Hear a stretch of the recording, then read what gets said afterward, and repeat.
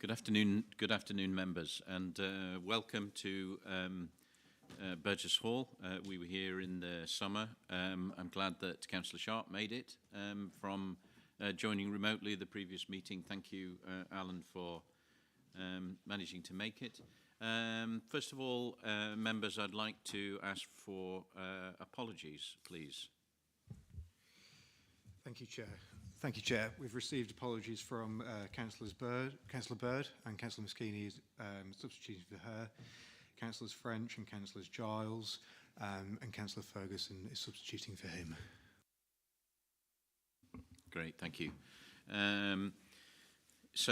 Just a reminder, members, that for those members of the public that are joining, petition and public speaking rights granted are for 3 minutes, and we will monitor in the normal way. 2 public questions petitions have been received, and the local member speaking rights, as in previous occasions for any local issues, is 5 minutes. The officers joining us today is Steve on my right, also Sue Proctor, David Allett, John Munslow, Dan and Michelle from Democratic Services, and I think then further officers are joining remotely. So I'd like to begin welcoming those members of the public and press who've joined us today for the meetings in the Highways and Transport Committee here at Burgess Hall. The County Council allows filming and photography at its public meetings, so please feel free to take pictures or tweet during the meeting. Can I ask, though, that everybody present turns their mobile phones to silent or vibrate while the meeting's taking place? Please be aware the meeting is being live streamed, and the recording of the meeting will be available to view on the County Council website. There's no fire alarm scheduled for today, so if the alarm sounds, please leave by the nearest marked exit.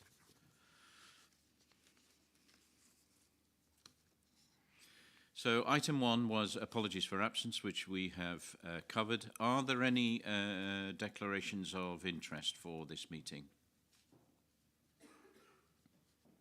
No? In that case, I'd like to, under item 2, move to the Highways and Committee Transport minutes from the 7th of December and the action log.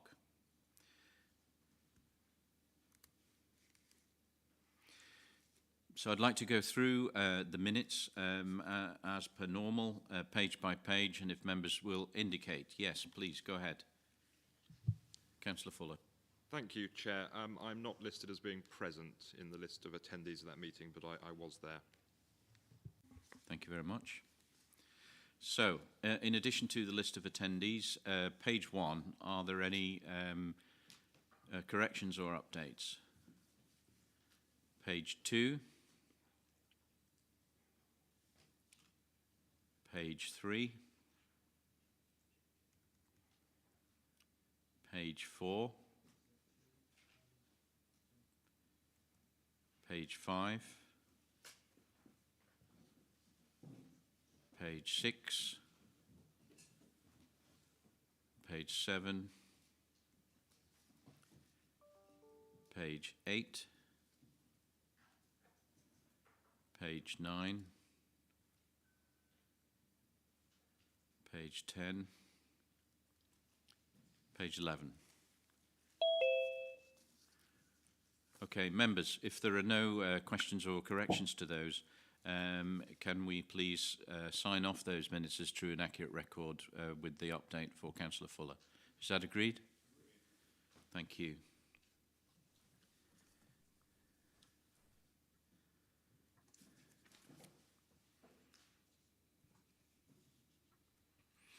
Members, we're also being asked to note the action log under item 2 of the agenda. We did make some changes to this previously. Are there any updates? Councillor Milnes. Yeah, just that minute number 45 on the action log refers to Skanska. Perhaps we might change that to Milestone as they're the contractors now. Thank you. Thank you. Councillor King. I have a number of points on the action log. The first one is on 45.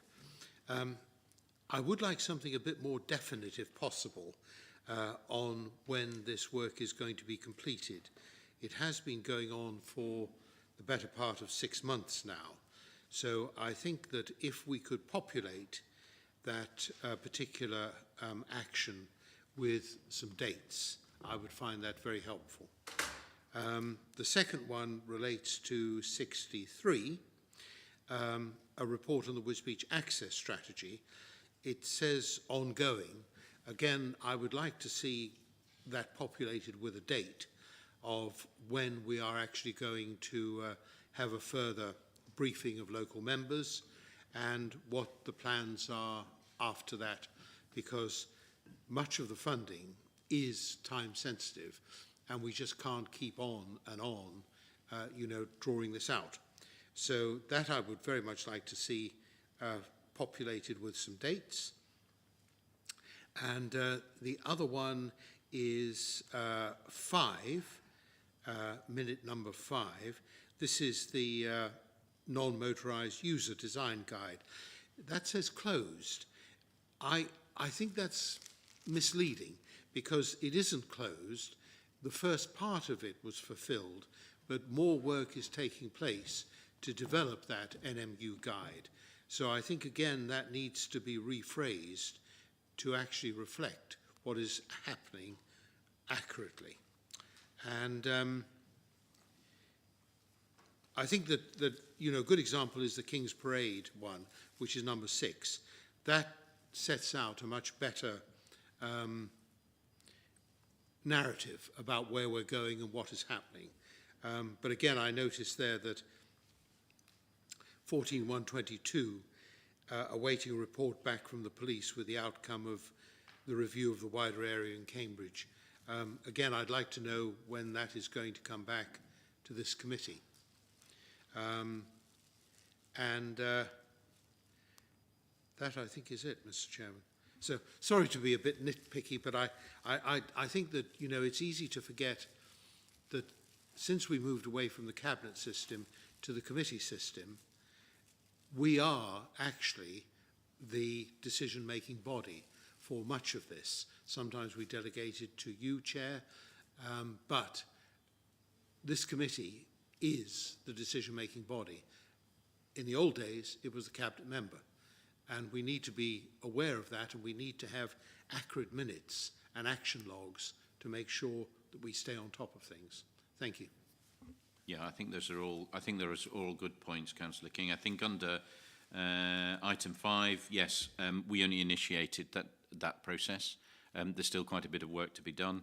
I think for I might ask officers on 45 and 63 if they have any questions or issues in producing some dates. Steve. Thank you, Chair. I'll just cover 63 if I can, Councillor King, and hopefully colleagues can pick up the other one. We are continuing with the design and land assembly work at Wisbech Access that should be concluded by March this year. So I think an update on and around March will be timely for local members and thereafter to committee. And the plan after that is then to revise the business case with the combined authority and put the case out for funding, which we will explore thoroughly to secure the funding that's needed. Thank you, Chair. Thank you. So that was 45 and 63. Item 5, yes, is noted. And I think if we ask Sonia, who's not here today, for an update on item 6 and when we would expect next steps, if that's okay. Thank you again. Members, anything remaining? Any questions from members on the action log? No? Thank you very much. Sorry, Chair, there was one thing I forgot to mention there, which I think is an important one, and it's about the confidential briefing about the guided busway.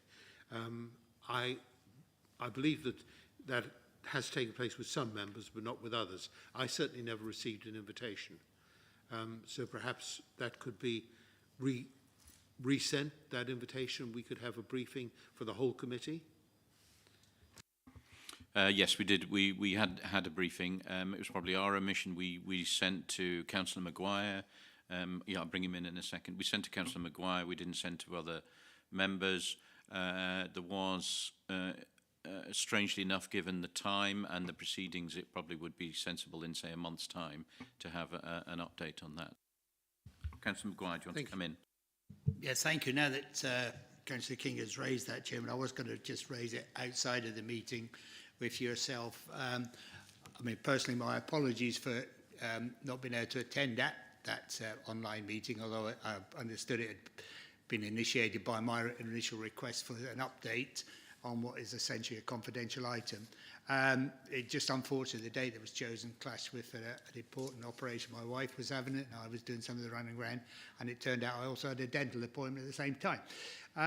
So my apologies, first of all, for not being able to attend that meeting, but when I did reflect back on it, and I did realise that, as Councillor King has said, it seemed to have had a restricted audience, I was going to suggest to Mr Hallett that we do actually rearrange it. I know that Dan Snowden had suggested that I'd probably get a separate brief, and he was aware of the fact I was not going to be able to attend at the last minute. But I would certainly, I think it would be useful for all members of Highways to be brought up to date. So if we could have rearranged that meeting, I appreciate it, repeating something some of you have already heard. But that would be welcome. Thank you. Yes, we'll definitely arrange something for those members that weren't included that time round. Obviously, it's an evolving situation, so you won't have missed anything per se by having an updated briefing. Thank you. Thanks, members. So I'll move on from item 2 to item 3, which is petitions and public questions. I think I said at the start we had 2. In fact, we have 3. Have they been accepted? And then we will take those under the relevant section if that's okay with all members.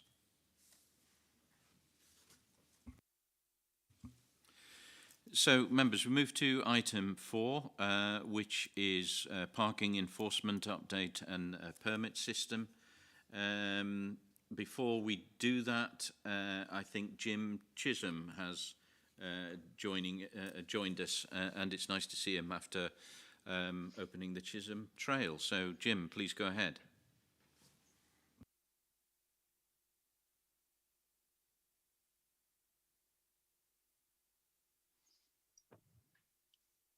Right, can you hear me now? We can indeed, Jim. Okay, right. I noted this item and asked if the imminent extension of civil enforcement to cover a range of minor moving vehicle offences within these contracts will be included. I believe this council has already been asked about some issues by DFT, and before Christmas, the DFT issued a Q&A about Part 6 powers.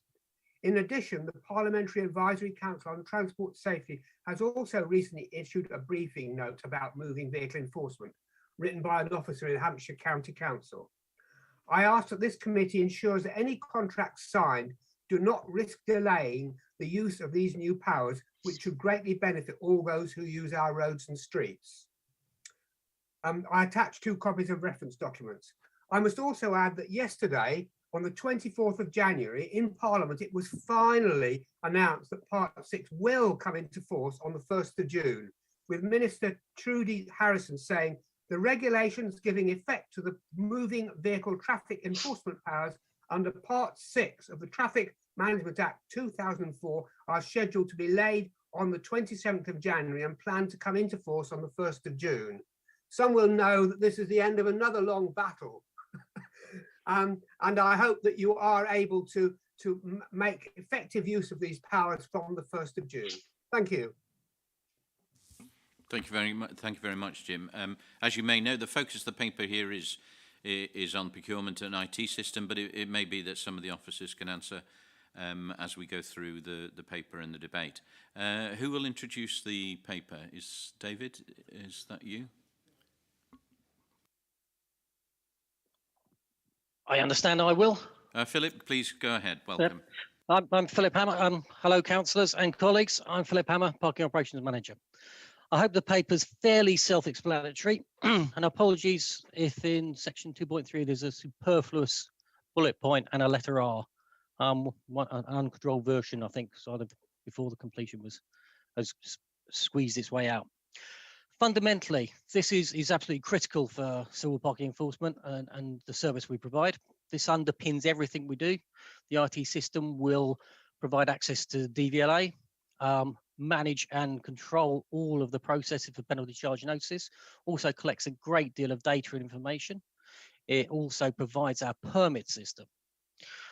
So for us, it's fundamentally a critical thing. And one of the reasons we're really at this committee, because we're looking at the cost part of going above the $500,000 threshold, is building in for exactly as Councillor Chisholm mentioned, the events which are coming in the near future. TMA 6 is absolutely, we have specified that within our specification. We've gone into detail to make sure we'll be ready for that. Our existing contract will cover that as well. There are complications with TMA 6, which will impact on us in some quite challenging ways, but we're kind of preparing for that and working on that at this moment. We're also building in for decrim civil parking enforcement outside of Cambridge. So we're ensuring that basically this framework, this contract will allow us to go and work with our colleagues in South Cambs and potentially with the Fenland. On top of that, we're also building in so that this procurement will allow us to develop environmental charging and processes, particularly for our permit system. So across the board, the reason this really, the potential for costs on this could exceed the $500,000 is mainly because we're building in all those things which I think the officers are very aware we need to do, and I think it's very much an expectation of the members as well. So I hope that's a fair summary for you. If you have any questions for me. Thank you, Philip. So are there any immediate questions, and then we'll move to the debate? Councillor Maguire. Should I switch that on? Sure. Thank you, Chairman. I guess it is probably a question at this point. I just want to bring members' attention to something I'd raised previously, and now looking at paragraph 2.4, I would just ask that in presenting this sort of report about procurement, that we recognise that there is, it says in here, so there is no need to run a full official journal of the European Union, an OJEU tender. Chairman, that hasn't been a requirement since the transition period ended back in, I think it was December 2020. Chairman, could I ask that we update that, because we now use this formal tender approach, it's FTA, and we no longer see reference to the OJEU, which is not a requirement anyway. As I say, I have raised this before, but it's probably something I ought to raise probably under audit and accounts as well when that committee is raised. Thank you, Chairman. Thank you, Councillor Maguire. Philip, do you want to say anything about that? No, we can do that. I mean, we work closely with our procurement team. The critical thing for us is making sure the procurement is done correctly, so the process is followed and so on. So I accept Councillor Maguire's comments, and I will speak to my colleagues in procurement. Thank you. Any other questions? Councillor Dupre. Thank you. A question for the officer. Could the officer please confirm that the TMA 6 powers in 2.1 of the report will only be available to authorities that have civil parking enforcement? Absolutely, yes. Yep. You cannot do it without civil parking enforcement powers. So for us currently, as of June, we could work with, do things within Cambridge City, but potentially in the future with the introduction of decriminalised parking in Hunts, Fenland, South Cambs, we could then potentially use them there. Okay, thank you. Any other questions? If not, we will then move to... So members, can we move to the debate? Any questions or contributions now as part of the debate on this item? Councillor Dupre. Just one to say how very much I welcome the move by the government to finally look to introduce Part 6 of the Traffic Management Act 2004 and the powers to enforce more moving traffic offences more locally. And I very much wish all the very best to South Cambridgeshire and Cambridge and potentially Fenland, and I gather Huntingdonshire is doing its own thing in this regard, but it appears that we will be left with just East Cambridgeshire, where those powers will not and will never apply. I believe there are now something like 11, maybe 10 local authorities in England that do not have civil parking enforcement. I think at least half of those are looking to introduce CPE, which will leave East Cambs among the authorities one will be able to count on the fingers of one hand that has left these powers with the police, and I think that's deeply disappointing for residents of East Cambridgeshire, for whom enforcement of weight limits and things like that is a very real issue. Deeply disappointing, but all the very best to those authorities that are taking this really important step. Okay, thank you. Councillor Maguire. Chairman, notwithstanding what Councillor Dupre has just said and her views on these CAMs, which and I understand why she has said that, I think it's important that we do distinguish nevertheless between those local authorities who decide to introduce civil parking enforcement and the ambition of Cambridgeshire County Council through this procurement exercise to become a tenderer for such enforcement should be called upon. The very fact that Fenland are considering it, Huntingdonshire has already been indicated intend to do their own thing. The fact that we have a contract again through ESPO, whoever delivers it, does not mean that even if East Cambs were eventually to introduce civil parking enforcement, that it would necessarily be call upon the County Council to become the enforcement agency. But I think it is important to recognise the difference between the two aspects of this. Thank you. Thank you. Noted. Councillor Dew. Thank you, Chair. A question for the officer, and it might be one that I've missed. I welcome this coming forward in the TAMA 6. What's the current position regarding parking on the pavements? Because that's one thing that causes me a lot of grief. Are we able to actually incorporate this at this stage, or will it be something that comes forward in due course? Thank you. Hopefully that'll be coming forward in the near future. It kind of it was one of the things we were hoping for, especially in the parking industry world of local authorities. We've been pressing for that along with TMA 6. We haven't heard any immediate moves, and I don't think that's going to be appearing in the near future. One of the things, though, it is a fairly straightforward contravention once the powers are there. And one of the key things we're going to build in with the procurement is that legislative changes will be covered within the contract during the life of the contract. So I'm hopeful it will happen. I don't think it will happen this year, but there's kind of seems to be a more positive view on allowing local authorities to undertake enforcement from central government, which I very much welcome, and I'm sure you do. Okay, thank you. Councillor Fuller. Thank you, Chair. Just a brief comment, I think, to clarify the position of Huntingdonshire so there's no misunderstandings. The reason Huntingdonshire is not taking part in this procurement is because it does have its own system already in place. It undertakes parking enforcement in its own car parks currently and the on-street parking enforcement in areas on behalf of the County Council. So that's the only reason why. It's not trying to be a stick in the mud. Thanks very much for the clarification. Members, any other points as part of the debate on this item? So if I don't see any hands, we've been asked to approve the authorisation of the county to commence the procurement for the IT contract and then delegate the authority to Executive Director, i.e. Steve, in consultation with the Chair and the Vice Chair. Do members agree with those recommendations? Agreed? Okay. Thank you very much, members. Then we approve. Philip, thank you very much for your background information. Thank you.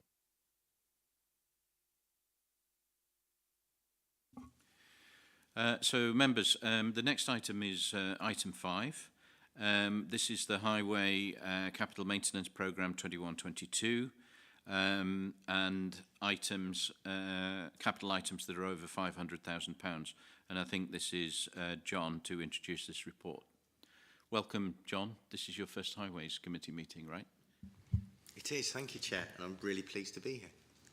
If I can just introduce the report. The report sets out 7 schemes that require a key decision by this committee due to their estimated value of each scheme exceeding £500,000. All the schemes were previously approved as part of the Highway Maintenance Capital Programme for this year, and that was in March 2021. The schemes are listed in Table 1 and will be delivered through our existing contracts. You will see reference in the table to Milestone and EHF3. EHF3 is the Eastern Highways Alliance contract framework for construction. And the schemes will go through either one of those, and that's been based on achieving best value for money for the council. The schemes are being coordinated to ensure that we avoid road space clashes, but still do get them done on time. And where we can, we will be collaborating with other road construction deliverers such as National Highways to make sure that we don't do something that is then overtaken by a major scheme in the future. The one to note there is the A505 at Duxford, where we'll make sure that we coordinate there. Also, the report seeks your approval for Executive Director of Planning and Environment, Steve Cox, to be able to award the schemes through the chosen contract, and that will be in consultation with Chair and Vice Chair. Thank you. Thank you, John. Any points of clarification before we move to the debate? Councillor Milnes. Thank you. John just mentioned the 505 part of these proposals, which is £920,000 for safety fencing. And I don't have any details, but I was part of the working group of the Royston to Four Wentways that looked at the 505 and the other aspects of the traffic corridor. You've mentioned that you're going to take that into account, but I'm just I didn't see this in that list of possible interventions for the A505. It seems to be a large sum of money for something that I wasn't aware of. So I just wonder if you can give us some more details as to what that entails. Thank you. Yes, the scheme on the A505 is safety barrier work. The works themselves to the barrier are because the current barriers are below the modern safety standards. So when they've been put in, the safety standards have requirements have increased. I am looking at this scheme because it is a lot of money for safety barrier, and I want to make sure that we are doing the right engineering at the right cost, but it is a very complicated location. I'm sorry. Go ahead, Councillor Milnes. Can I ask, where is this specifically? Is this the entrance to the top of the old Royston Road, in between that and the junction on the way to the M11? I will provide you with exact details of location, but it's on the junction. I think it is the junction over the M11. It's on the circulatory carriageway. Okay, thank you. Thanks. Councillor Shaler. Oh, did you want to come back, Councillor Milnes? No. Councillor Shaler, go ahead. Yeah, just a quick comment. As I understand it, there is a little time to have a look at the barrier and different options, given that there hasn't actually been any failures to date. So the safety concern is one of updates more than that there has been accidents. Is that right? Yes, that's correct. Yes. Good, thank you. Any other clarifications? Otherwise, then we move to the debate. So, members, can we move to the debate on this item of the 7 items? Do you have specific questions or observations? Councillor King.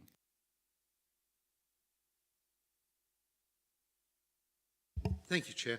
I just wanted to say how much I welcome the very substantial amount of money being put into the carriageway resurfacing of Cromwell Road in Wisbech. It's not in my division, it's in my neighbouring division, but it is in a truly terrible state.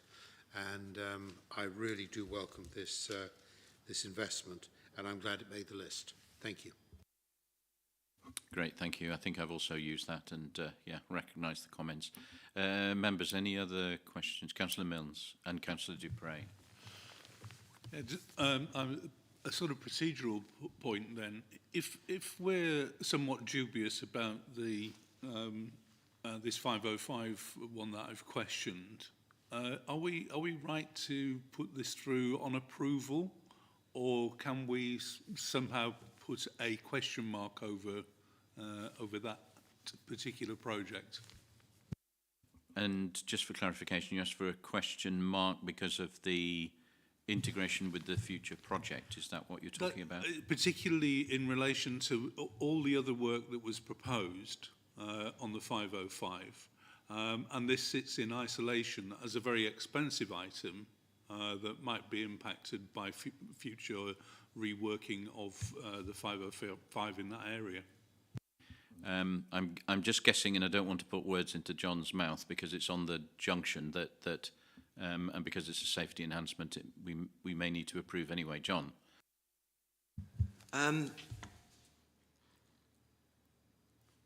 I think it would to approve for the scheme to go ahead when it is when we are ready to go ahead and we have picked up and looked at the integration with other projects. I think we could do that because the actual contract award would be a supplementary decision with Steve in consultation with Chair and Vice Chair. And you can rest assured, as I'm sitting on the doorstep, I will be taking a look and asking Steve a number of questions. Is that okay? Councillor Dupre. Thank you. 2 points, if I may, about the first item on the list, Haddenham Hill Road Causeway, which is in the division next to mine and which is a road frequently used by many of my residents.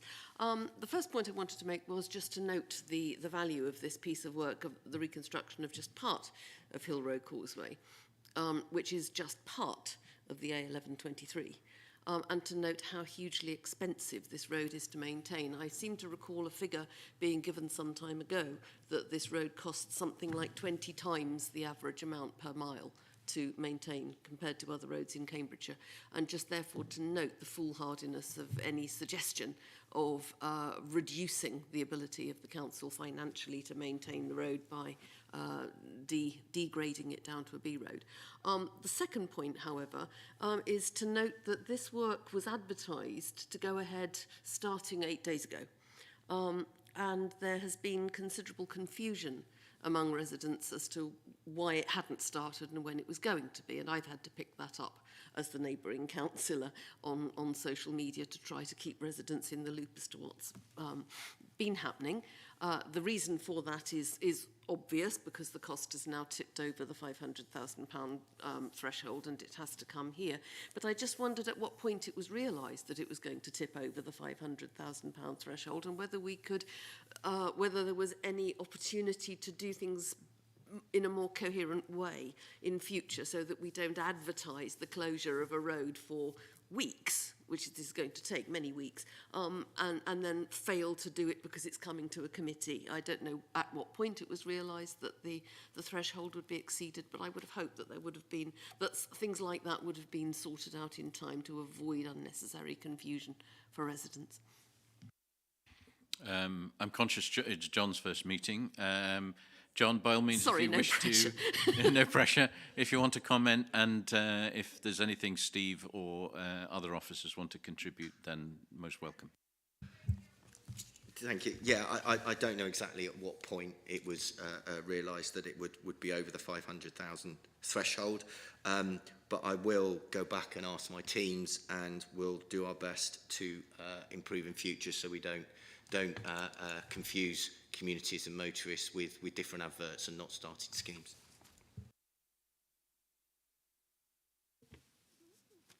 Just to equally acknowledge that point, and I know you've raised it with me, Councillor Dupre, in the past, and we'll take that away, as John has said, and ensure we don't do it in the future. Thank you, Steve. Members, any other questions? Councillor Shaler. Not wishing to drag this out at all, but I wonder if a comment about the price and value of the recycle versus reconstruction. I understand that recycling the material produces a better result, it costs more, but I'm not sure, does this have a longer lasting effect? These particularly with regards to the fen roads that we are looking at here. John? Yeah, recycling does generally cost slightly more when you initially do the work against a deep reconstruction where you would take out the bad bits of carriageway and replace with new. However, there are lots of other variables that we need to take into account when considering whether recycling or reconstruction is the right course of action. And the teams have gone through that sort of review to make sure that we are trying to get the best result, both from a financial perspective and from an environmental perspective. Okay, thank you. Members, I don't see any other hands, in which case we're asked here to approve the procurement of 7 schemes, noting the questions still to be clarified as we go through on the A505 from Councillor Milnes, and also the comms issue raised by Councillor Dupre on Haddenham. Members, are we okay to approve these 7 items and then delegate to Steve and myself and Vice Chair? Agreed? Thank you, members.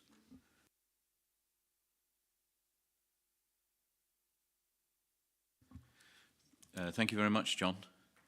We'll try not to, we'll grill you a little bit more at the next meeting, probably.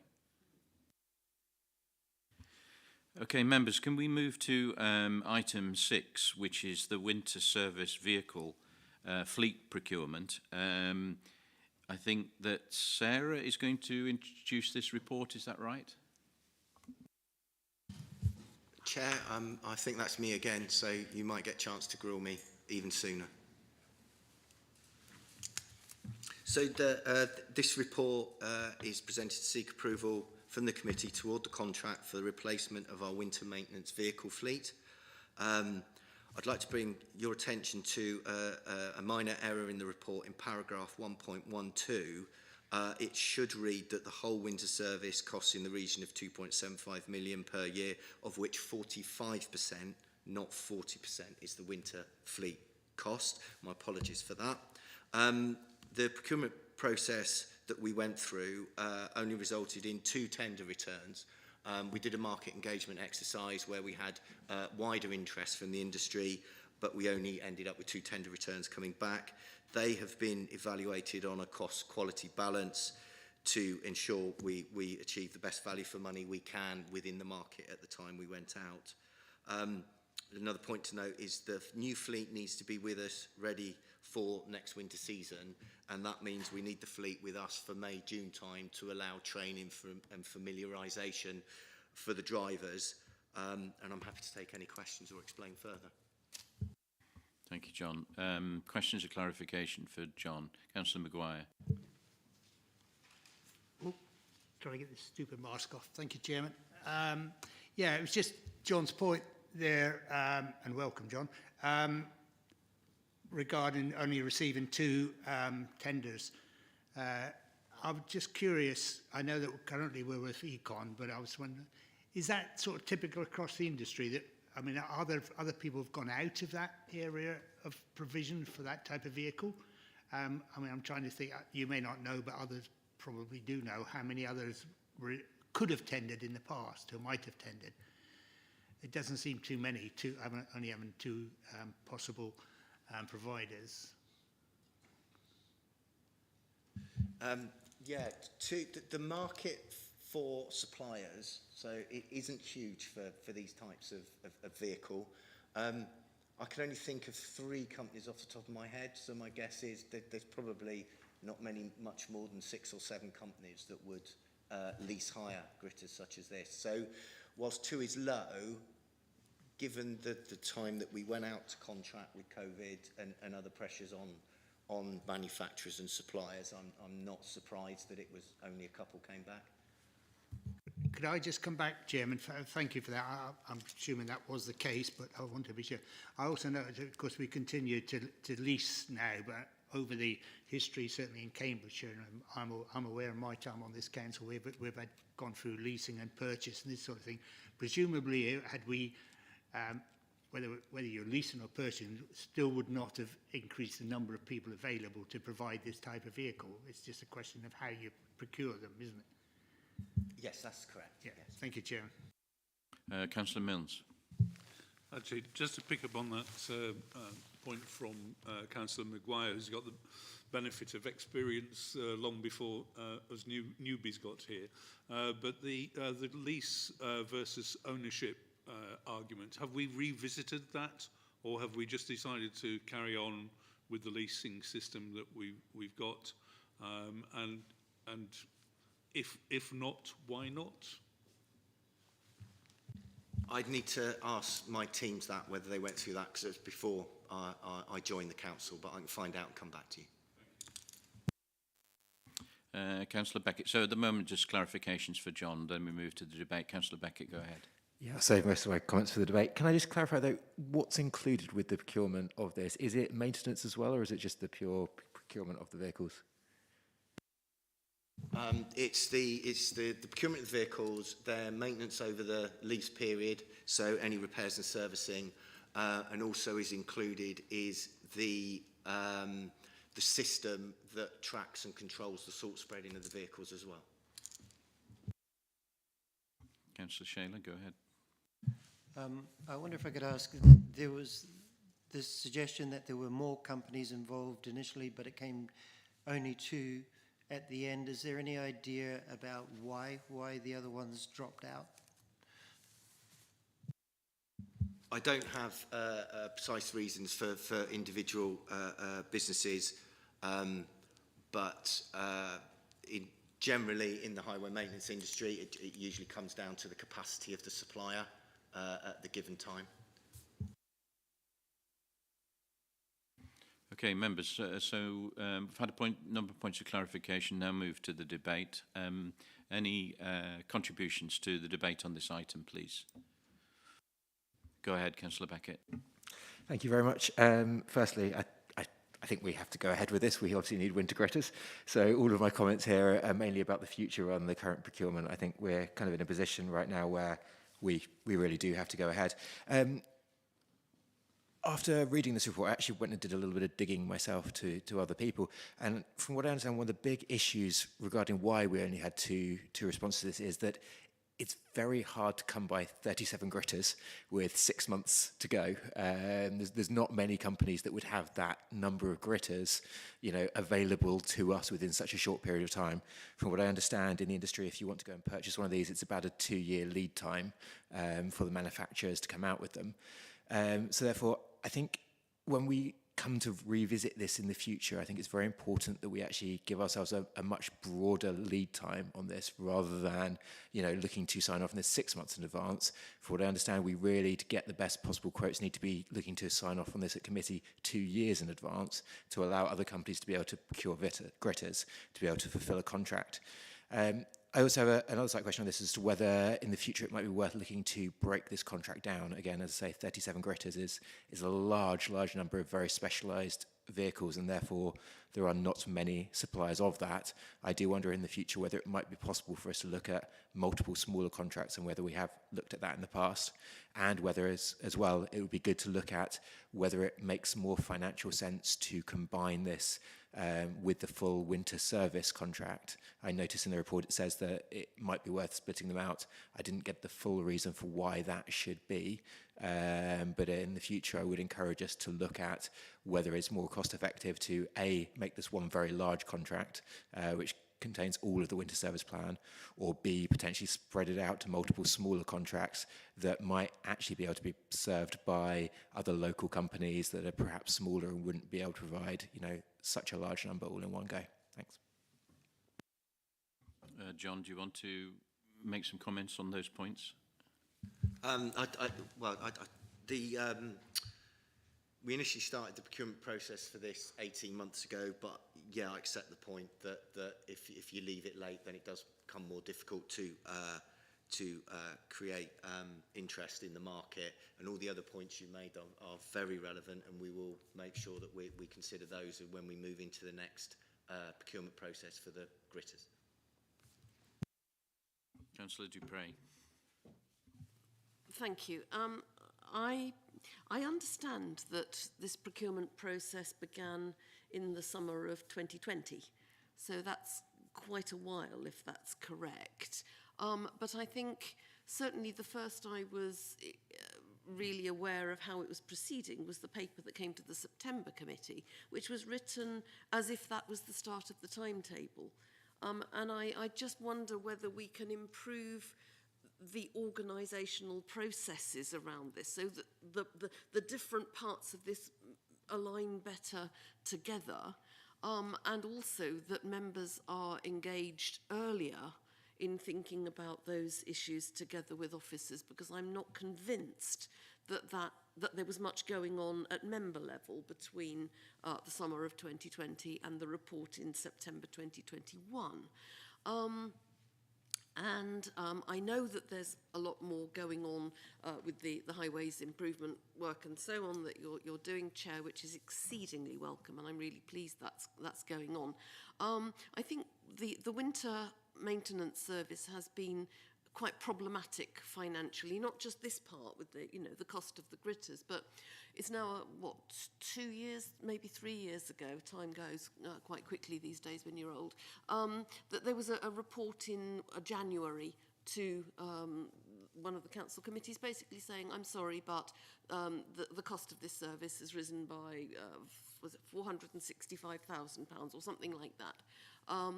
And the explanations given for that varied wildly. We're told at one point it was because they'd had to buy a lot of shovels. And I'm thinking, I don't know how many shovels you've bought, but 465,000 buys a lot of shovels.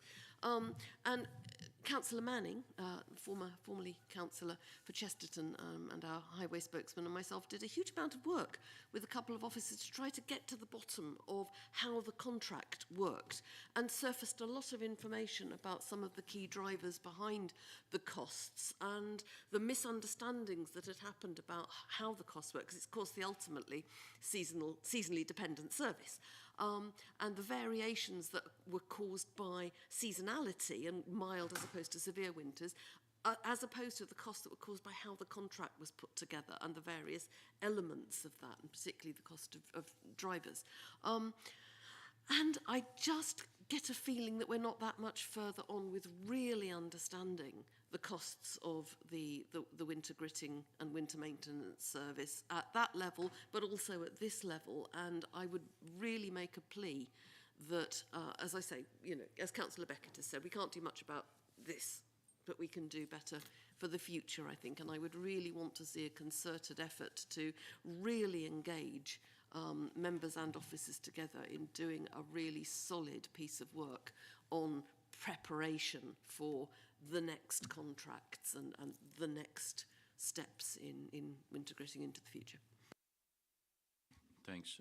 John, do you want to make any general comments about that? I also would have questions on the process and the lead times which are expressed before, because certainly when we're starting 18 months before it comes to the committee, I think, notwithstanding the fact that we did look in September, we could do with in future more updates. Yeah, I will. One of my aims as Assistant Director is to ensure that the Highway Maintenance Services, it keeps you more informed as a committee, but also much more involved as we need to do anything major, really. So anything like procurements or policy changes or anything where we need your involvement and your input to make sure we're doing the right thing as a service. Okay, thank you. Councillor Milnes, Councillor Fuller, then Councillor Shaler. Just a quick one following on from my clarification question. If we can include very early doors, the revisiting over whether we do continue with leasing or go to a purchasing option, because clearly that would impact everything down the road. Thank you. Thank you. Councillor Fuller. Thank you, Chair. It's a similar point to Councillor Milnes, in that I'd be interested as well to see whether that exercise was undertaken by officers, and you know, perhaps we didn't get the detail as a committee, because given the County Council's budget position of effectively needing to reduce the revenue costs, it might be a useful exercise to see whether we could better use capital spend on things like this. It's my understanding vehicles like this could be spread over a period of 7 years for the purpose of MRP. And you know, I think we use the 4% measure of MRP, so I'm not going to try and do that calculation off the top of my head, but it may actually work out much better for us as a council financially to be capitalising this sort of expenditure rather than putting it through the revenue budget. I appreciate we are where we are now at this stage, so I'm content to support the recommendations, but I think given budget challenges, that would be a useful exercise to be undertaken. Yeah, good point. And also from Councillor Mills. Councillor Shaler. Yeah, following on from the capacity as supplier as one of the limitations, it feels a bit like we're creating a monopoly, not in our interest, of course.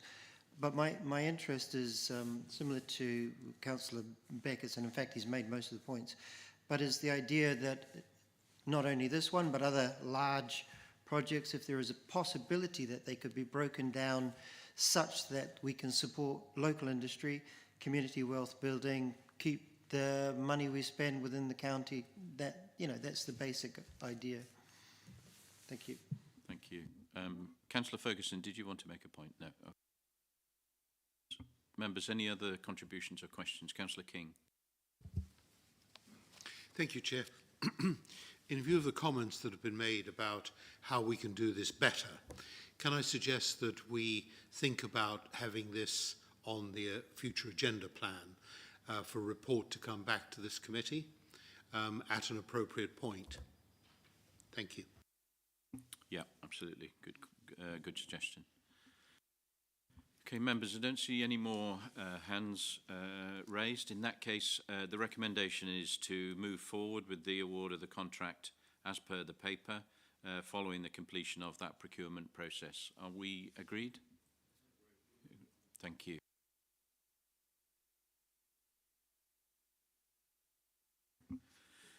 Okay, members, if I can move to item 7. Item 7 is traffic management update with the focus on 20-mile-an-hour schemes.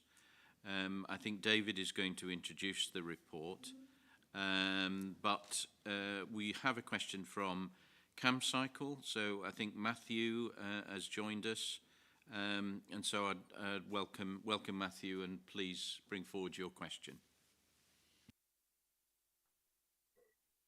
Oh, thank you. Can you hear me? We can. Great. Yes. So, yes, we support the deployment of 20-mile-per-hour zones and limits to increase safety on the road. For example, recent evidence from Brussels has shown a 17% drop in road injuries and a 50% drop in road deaths after the introduction of a citywide 30-kilometer-per-hour or 20-mile-per-hour zone last year. However, the details of the officer's report are questionable. Rod King of the 20s Plenty campaign took a look at the report on behalf of one of our members and responded yesterday that it is a classic example of where council members want a particular outcome of widespread 20-mile-per-hour limit, and the officers are creating dubious rules which undermine these aspirations. He points out that the report is misinterpreting data about schemes with traffic calming compared to those without, and that is a major flaw in the analysis which could be used to undermine efforts to reduce speeds on streets currently set at 30 miles per hour. Along the same lines, we must criticize the scoring criteria shown in Appendix 1 of Agenda Item 7 of the report, sorry. The criterion 1 states current mean speeds are at or below 24 miles per hour. So this means that the presence of fast-moving motor traffic could cause an area to become disqualified from a 20-mile-per-hour speed zone or speed limit intervention, which is a truly perverse outcome, like letting foxes guard a hen house. Given that most areas under consideration would already have a 30-mile-per-hour speed limit, it would be quite common for these streets to have a mean motor traffic speed above 24 miles per hour, and for that specifically to be the problem for other road users, such as school children or older people trying to walk or cycle there. Therefore, we ask the committee to change this criterion in one of the following ways. 1, remove the motor traffic speed qualification altogether or at least raise it so that the existing 30-mile-per-hour speed areas can qualify for 20-mile-per-hour speed limits to protect all road users. Or 2, insert a provision stating that the mean speed, as measured by Criterion 1, must take into account the speed of all road users, including pedestrians and cyclists, in computing the mean. And that means it'll be a lot lower. It's only fair that the people most likely to be injured by fast-moving motor traffic are also given due consideration as road users instead of being ignored. We note that the DFT's guidance on setting speed limits states that the fear of traffic can affect people's quality of life, and the needs of vulnerable road users must be fully taken into account in order to further encourage those modes of travel and improve their safety. Speed management strategies should seek to protect local community life. The report doesn't currently acknowledge this. We are concerned that this report, if it is not fixed, could be used to suppress the rollout of 20-mile-per-hour streets, and it would delay much needed safety improvements in the county. Thank you. Thank you very much, Matthew. So we'll move to the presentation of the paper, and David, if you could pick up some of those points also from Matthew. Thank you. And I think I'll pick up on the question first, actually, and thanks, Matthew, the helpful comments from CamCycle, which we can take on moving forward, because at this stage, we are working with members to refine and agree what the scoring criteria should be, with a view to coming back and bringing a future paper on it. So what's included in this paper are the initial proposals only for members to consider. Further discussions will take place over the coming months before we come back. So on to the paper itself. The paper seeks endorsement of the establishment of a discrete, specific 20-mile-an-hour fund with the objective of rolling out these speed measures within the county. The paper sets out in Appendix 1 the key considerations that we would consider in determining which schemes should be selected to progress. And in Appendix 2 and from 1.6 onwards, it sets out the process by which we see this analysis taking place, and the bidding process and the review process. I'm joined by Josh Rutherford, who is dialed in. What we envisage is it would be a similar process to the way the Local Highways Initiative process works. The last thing I would say on the paper is that we recognise that there are 20-mile-an-hour proposals that we will be in a position to deliver more quickly, those being those that require less physical infrastructure. So the timescales quoted in the paper reflect a short-term and a longer-term programme to allow us to develop and implement schemes at an appropriate rate. As I said, the intention is to then convene a group, member officer working group, to talk about the appraisal criteria, to develop appraisal criteria that we can be comfortable in will lead to the selection of the most appropriate schemes, and bring a paper back in the summer to approve those. All right, David, thank you. So Matthew, and just I wanted to reinforce the last point from David. So this is an update today. The intention is to bring a more detailed paper back in the summer. Members, have we got questions or clarification? Councillor Maguire.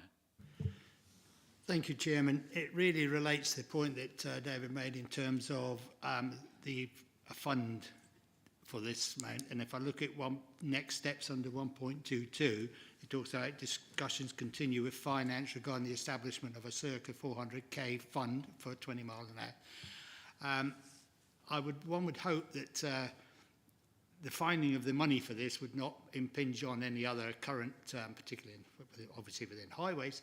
If they can find it somewhere else, great. Therefore, I'm assuming that we're going to see something in the budget, so that's going to be next month rather than waiting until we have further advanced discussions with finance should already be in place. So you can get the point I'm making, Chairman. I'm content with the paper generally as long as this 400,000 is within the, we're going to see it somewhere within the budget papers coming to us next month, and that it will not impinge on any of the existing ones, in particular the LHI one, which if my memory serves me right, stands at around about 600,000 at the moment, and it's taken as many years to get it up to that amount.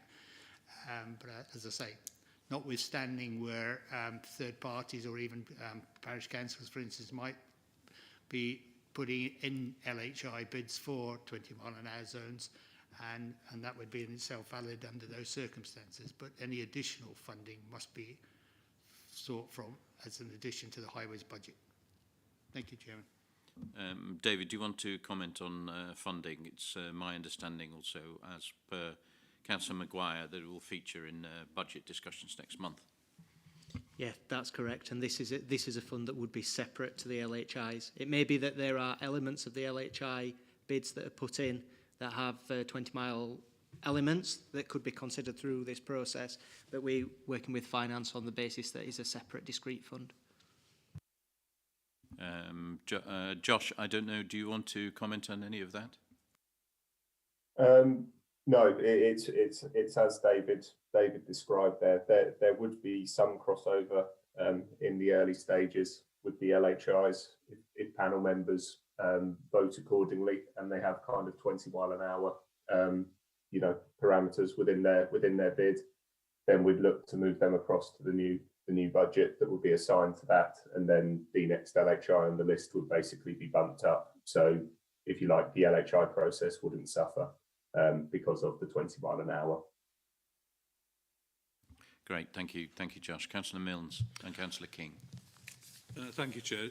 I just wanted to make reference to the active travel considerations that we're making and how this fits in with this. We clearly have a relationship between the road width available to cyclists and then motorised users, and in terms of creating safe areas for more cyclists, particularly, I'm thinking, and this is critical to that. But in relation to the LHI bids, we may get a conflict between local parishes who are contributing towards 20 mile an hour zones if, for example, their counterparts in the city don't have to do so because there is no, or there is a different system in place for LHI schemes. And I'm thinking of examples that we've already got, like Hills Road, where that whole scheme was done as road usage change management, but there was no 20 mile an hour zone considered in that case, where perhaps we ought to have done so. Okay, I'm looking to David or Josh to comment, just to reinforce the point, reference Councillor Maguire's question that if we take out items from the LHI, then other items would still qualify. In other words, that budget is protected. David or Josh, do you want to comment? Just quickly, specific. Go on, David. Sorry, go on. I was just going to say that's correct. We would deal with it as two separate funds where a bid to the LHI fund for 20 mile an hour zones may then be funded through the separate 20 mile an hour zone pot. I'll hand over to Josh. And then quickly on kind of Councillor Milne's point. So Cambridge City at the moment contribute 10%. So the City Council does contribute that percentage towards LHIs. And as part of the next process with the 20 mile an hour bids, we'll have to have those discussions with the City Council about what their contribution would be, to obviously bring it into line with the rest of the county as well, depending on how members decide to split the funding for 20 mile an hours between the applicants and the county council. Okay, if Councillor Milnes might want to come back. Anyway, Councillor King, then Councillor Fuller. Thank you, Chair. Yes, I want to focus a couple of comments, questions on Appendix 1, prioritisation parameters for 20 mile per hour zones. I was very surprised to see at the bottom evidence of public support includes a number of sources, but it doesn't include parish councils. And I think that is a serious oversight. So I would very much like to see that included, please. And the other thing that I was very surprised not to see in the prioritization parameters is a reference to 20-mile-per-hour limits outside schools. And I think that that is one of the most effective uses of 20-mile-per-hour limits. And that can be done, as it is done in some places in the county, during school times only. And that, I think, focuses people's minds that that is the right place and the right time to reduce your speed. I have no evidence to hand on that, but I suspect that there is lots of evidence that that does reduce people's speeds markedly. The other comment that I wanted to just make was about traffic calming, the vexed question. And I think there is a huge potential problem with traffic calm 20-mile-per-hour schemes. I know of a number of schemes where people have been very enthusiastic about traffic calming, and then what happens is that they start to get vibration in their houses, or alternatively the residents move and new residents come in that don't like it, and suddenly the county is taking up a scheme that was put in a relative short time ago. So I think we have to be extremely careful about getting resident or local resident buy-in for traffic calming schemes. I think that it would be good if we could perhaps have two prioritization parameters, one for non-traffic calm schemes, which I think generally are much less controversial in appropriate places, and another one for traffic calm schemes, which I think have the potential to be much more controversial and can then undermine this whole program. So those are my requests relating to Appendix 1. And I think that the proposal for a member working group is a very good one. Thank you. Thank you. David and Josh, do you want to respond to some of those points? Yep. I think they're very helpful comments and suggestions, and indeed we would be considering traffic calmed versus non-traffic calmed proposals. Within the report it sets out the police position on 20-mile-an-hour speed limits, which is that they should be self-enforcing, i.e. drivers should naturally feel that the conditions are appropriate to 20 miles an hour and therefore drive within that. In some cases that requires traffic calming, but in others it doesn't, and we need to reflect that in our prioritisation. I'm really glad you raised some of the other issues on the criteria, because it just emphasises the extent of the benefits that this intervention can deliver and the range of users that can be positively or negatively impacted by vehicle speeds. We present this as an initial set of those key considerations as examples, but you're quite right that there are others. So I look forward to ongoing discussions to refine those and how we weight them. Thank you. Thank you. You want to come back, Councillor King? Very briefly, Mr. Chairman, thank you. The crucial issue, I think, is that these schemes have to be from the bottom up. And I think if we don't get community buy-in, whether there's traffic calming or not, although I think the criteria has to be higher for the traffic calm schemes, you know, we're not going to make the best use of them. So it's got to be bottom up. Thank you. Thank you. I've got Councillor Fuller, Councillor Maguire and Councillor Sharp. Thank you, Chair. Given that we had the comment from the Leader of the Council in the earlier meeting today that the budget papers have now been published for Thursday's Strategy and Resources Committee, just following on from Councillor Maguire's point, could we have a really clear answer that the existing LHI budget in those published papers has been maintained, ring-fenced if you like, and that there is a separate new line of £400,000 for this scheme? So if it's okay, Councillor Fuller, if I can take that to Strategy and Resources and get that definitive statement, is that okay? Well, it's just really a question of anyone in the room that must know whether it's in that budget paper that's been published or not. Somebody must have put it in there, or not, as the case may be. I'm happy to wait for an answer, Chair, but I would have thought somebody here might know the answer. Okay, we'll get an answer for you. Councillor Maguire and Councillor Sharp. Thank you, Chairman. Hope I haven't lost track, because Councillor Fuller's point is reinforcing the point I was making earlier on. I just wanted to pick up, if I understood what Councillor Milne was saying earlier on in terms of, and I think he made reference to Hill Road and the scheme there.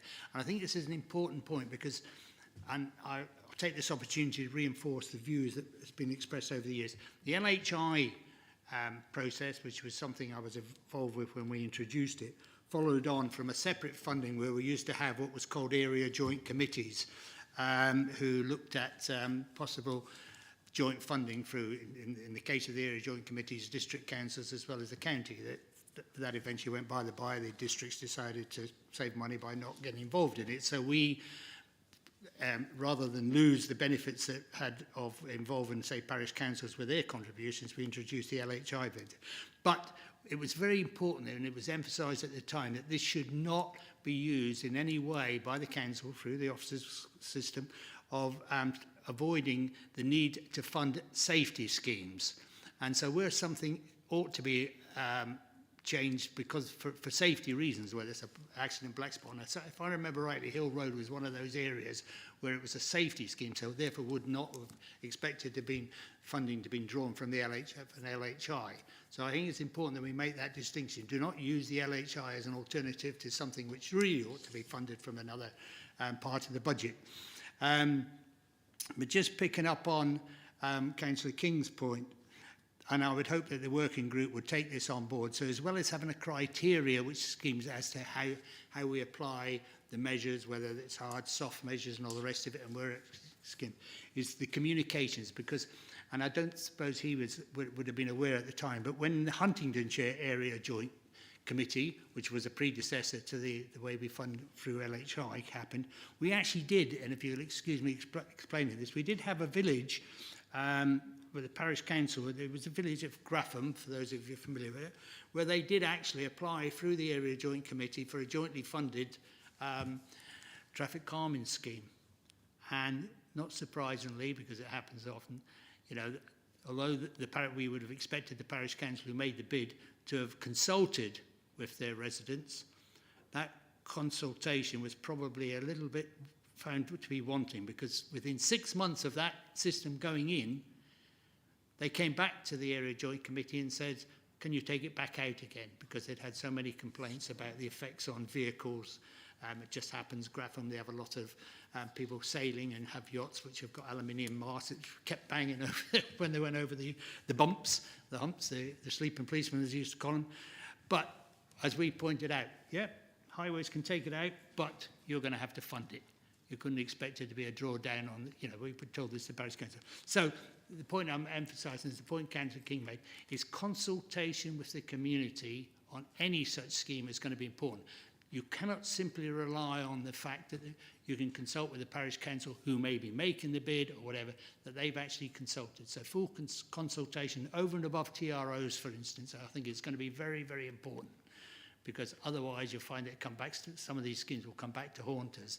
I don't know if that was the point also that Councillor Mill was making, but it is very, very important that we consult. So that's part of the criteria. Thank you, Chairman. Thank you, Councillor Maguire. So, I mean, I would say let's make sure that that is absolutely discussed in the member working group when that's convened. Councillor Sharp and Councillor Beckett. Thank you, Chairman. Can you hear me? Yeah. I mean, I support the principle of this because I campaign about speeding through my 11 villages. The problem I've got is, Cam Cycle mentioned the criteria of 24 miles an hour would certainly probably prevent most rural villages getting into this scheme. But I'm going to sort of go off on a slight tangent. We're looking to get lower speeds in rural areas, such as 40-mile-an-hour buffer zones. I've got one part of a village which is going back for an LHIA bid again. 3 years ago it was rejected, where we've got a 60-mile-an-hour speed, national speed limit, alongside about 30 houses which are close together. The police wouldn't support, we tried to get it down to 50.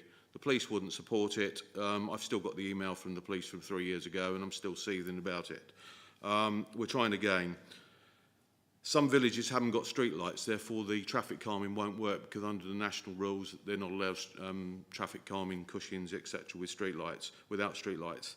The LHIA budget is the only route they've got to get any of these things introduced. So I'm all in favour. I want speed reduction everywhere in the cities and in the rural areas, but I think, you know, we need to be looking at both, because taking Cam Cycle's point of view, there is obviously, if you've got 60 mile an hour zones, then the safety of cyclists.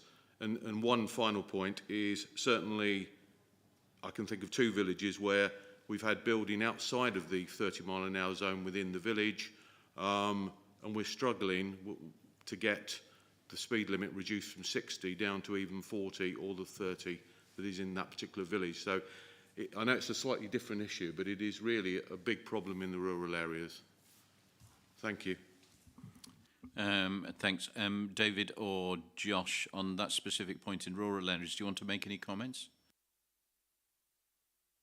I think just on any traffic calming that would require street lighting, we'd have to factor in within the bid as a cost. But I think you make an important point about speeds more generally outside of this specific fund, and we're engaged with the Vision Zero partnership in discussions about how we deal with some of the examples that you've described, essentially about ensuring that we can appropriately bring speeds to an appropriate level.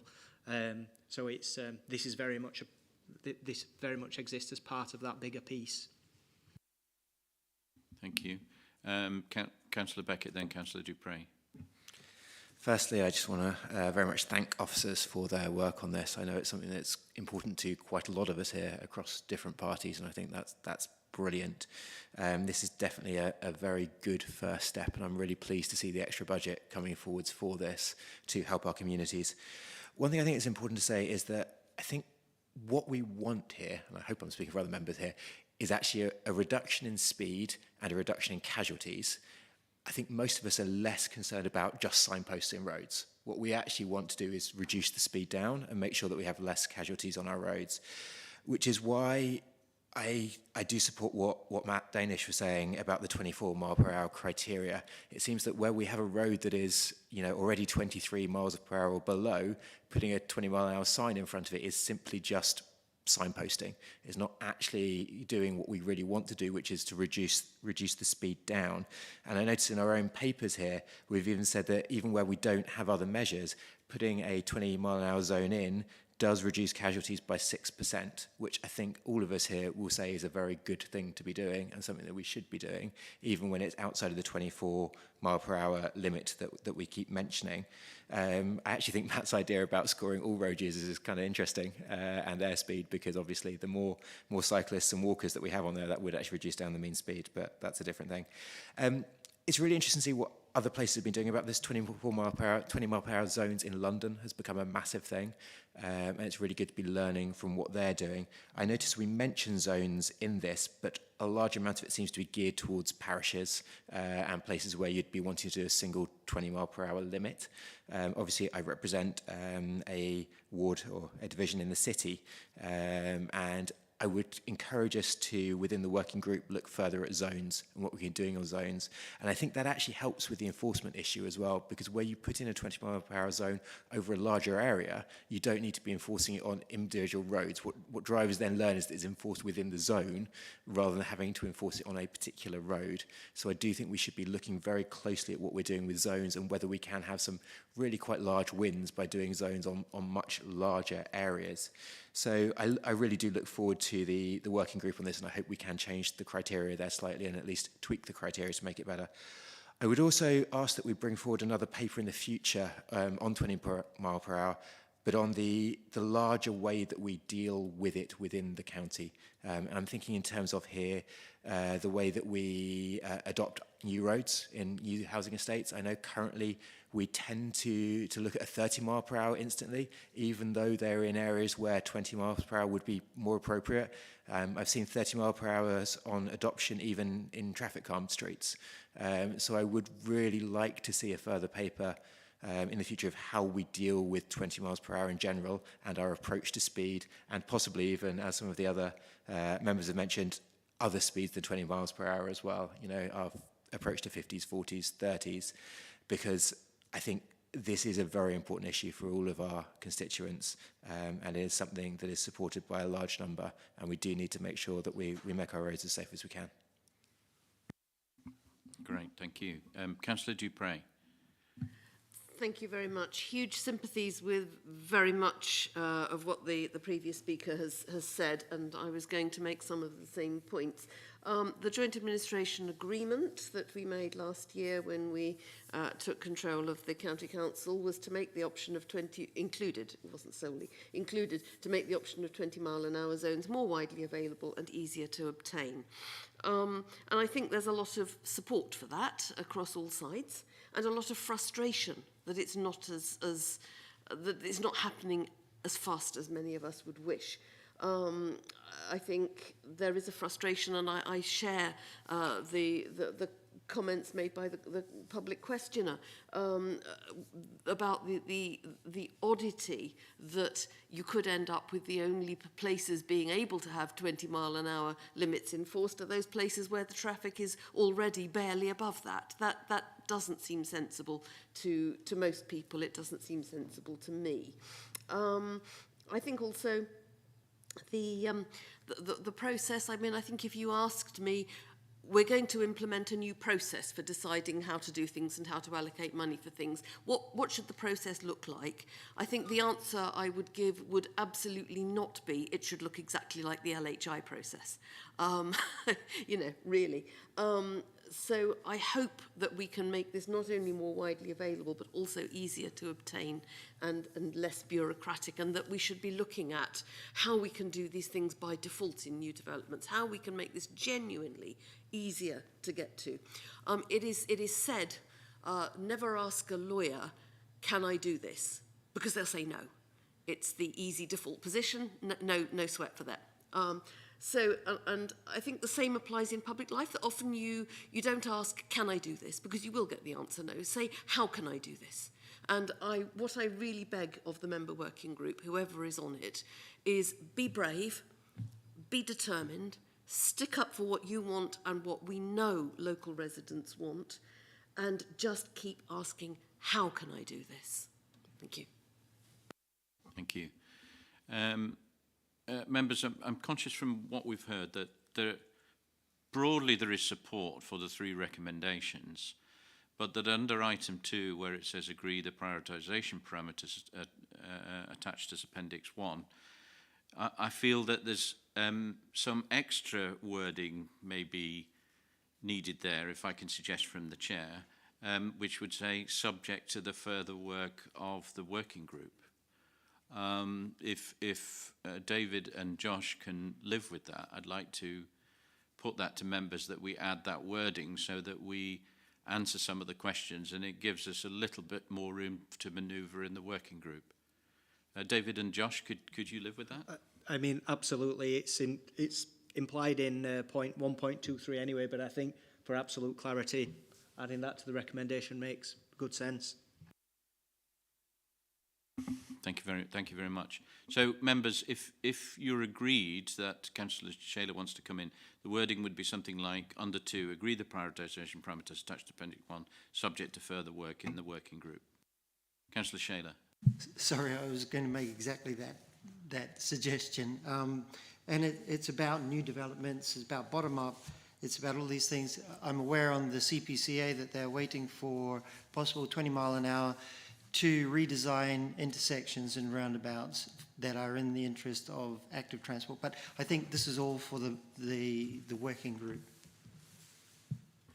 Okay, so members, with that slight change under recommendation 2, are we all agreed that we adopt those recommendations?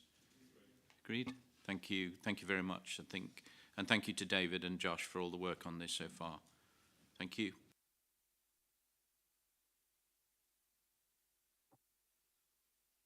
Okay, members, if I can move on to finance.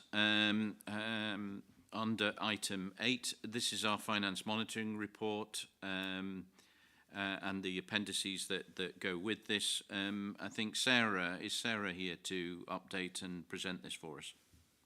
I am, thank you, Chair. This is a finance monitoring report as at the end of November, and we're forecasting a small overspend of 52k on the revenue side. The main changes since last month relate to street lighting, highways development management, and parking enforcement, and are described in the report and detailed in the action appendix. On the capital side, the main changes relate to the A1303 Swatham Heath Road crossroads, other cycling schemes, county-wide surface dressing programme, and the Little Port and Parsons Drove Murrow Bank schemes. That's all I was going to say, because there's relatively little change since last month. Thank you, Chair. Thank you, Sarah. And apologies, Matthew is still with us, and I think Matthew has a question on this item. Thank you. Yes, a quick one, hopefully. Under the Emergency Active Fund in item 8 of the report, it says, inside the report of item 8 of the agenda, it states that following an extended consultation period during autumn 2021, analysis of the data by the Business Intelligence Unit, currently underway, scheme detailed design, road safety audit, and traffic management complexities, the simple projects will be delivered by the end of March 2022, and the more complex schemes will be delivered between April and August 2022. So we asked the committee to please publish the aforementioned consultation report for these tranche 2 active travel program schemes, as well as the detailed design and safety audits. Communities have been waiting a long time for these safe walking and cycling routes in the proposed areas and are keen to know when trials will commence. And also, given that the aforementioned delivery date, how will the more complex active travel program schemes be able to meet the spending deadline of March 2022 that was imposed by the Department for Transport? Thank you. Matthew, thank you. So I'd ask Sarah to respond or just pick up on that point if you can, Sarah. I'm sorry, I can't. Is there somebody from the services, Steve, Mr. Executive Director, able to respond, or? Okay, sorry, maybe. I haven't got that detail. Yeah, maybe David or Steve. Thank you. Yeah, I've got. So the consultation report dated January 2022 will be published shortly on the Council's website on the Active Travel webpage. The scheme consultations undertaken in 2021 included concept and outline designs of the proposals. Following the consultation response, the designs of some schemes have been modified and refined, and prior to any schemes being delivered, updated designs in the form of plans and designs will form part of the scheme notification process to local residents, businesses, stakeholders and members on a scheme-by-scheme basis. Safety audits are not required on all schemes and will be available if specifically requested. In terms of the funding from central government, central government allow for more complex schemes, often subject to extensive consultation, as undertaken in Cambridgeshire, to be delivered after March 2022. Thank you, David. Further questions and clarifications on this paper, either to Sarah or individual officers? Councillor Maguire, Councillor Sharp. Thank you. Chairman, yeah, it's one that's always puzzled me, and you've probably heard me raise this before. If we go under 2.2, the material changes since last month in terms of, in this case, parking enforcement, a forecast and a reduction of 187,000 of income. And as we've heard already, that parking enforcement is supposed to be self-funding, and it's largely based, a lot of it is based on, the income is based on the penalties. Well, of course, if your parking enforcement is effective, then presumably people don't park illegally and therefore don't get fined. And I always find this a bit peculiar. So in a way, I'm saying that I'm making the assumption the reduction may have something to do with, COVID related. Maybe people are not using their vehicles as much, and I don't know whether this, since it's largely pertaining to the city. How do you make up this shortfall in terms of funding the parking enforcement if you don't have the income from it? Where's the shortfall coming from? Can you explain that? I'm not sure I can, but Sarah may have a clue. I'll give it a go. In business planning last year, we always knew that parking enforcement would be likely to under recover on income. So actually 1.5 million was allocated in business planning, but we can't allocate it to that particular policy line because that would just net the budget off and we wouldn't then be able to claim the grant. So we've put that on the executive director line at the top. And so we were always assuming 1.5 million shortfall. In actual fact, we've got substantially less than that as a shortfall. But what happened was we then profiled the spend across the year. So we did a little model to assume that the parking enforcement income would gradually increase. And it has gradually increased, but we had assumed that by we got to this stage of this financial year that we would be back to normal, but we're not back to normal. And so hence that's why at this relatively late stage of this year, there's a relatively small further swing and a slightly worsening of the financial position, but we do incredibly detailed monitoring on it. Thank you, Chairman. I think I understood that. It still puzzles me. That's what I was going to say, that I think I understood it. Councillor Sharp. Thank you, Chairman. I touched upon this slightly at full council earlier on.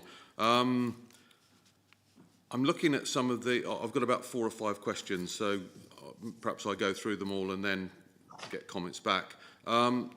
First thing is I'm looking at some of the forecasts and I look at run rate. All right, I'm an accountant. I worked in the civil service for prisons and probation for 22 years. And what we used to do is a very crude science, but we used to extrapolate actual spend against budget and then compare that to the forecast. And if I do that on some of these lines, I'm not going to go through them in detail, I find massive differences. And it may be because it's seasonal differences, but that would be my first comment.